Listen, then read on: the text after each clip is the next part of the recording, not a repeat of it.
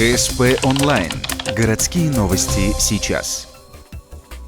30 октября православная служба милосердия проводит благотворительную акцию. С наступлением холодов бездомным очень нужна теплая одежда, преимущественно мужская. Несмотря на то, что сбор вещей идет постоянно, на сегодня положение непростое. Нужных курток, шапок, белья и так далее считай, что нет. Только за последнее время минимум 5 бездомных замерзли.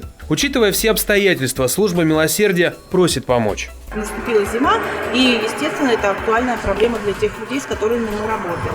То есть это шапки, это нательное белье, это рукавицы, это штаны, это теплые куртки, свитера. Вещи должны быть БУ в хорошем состоянии, чтобы человек одел, у него была молния застегнута, у него были пуговицы, не стоптанные ботинки, то есть не рваные трусы и носки. 30 октября людей просят приносить именно мужскую одежду. Женскую, детскую и так далее можно привезти в службу в любое другое время. Также очень пригодятся нескоропортящиеся продукты для горячих обедов 3 раза в неделю или финансовая помощь. Номер счета вы видите на экране. Акция пройдет на Комсомольской площади в это воскресенье с 12 до 15 часов. Задать вопросы организаторам можно по телефону, который вы также видите сейчас на экране.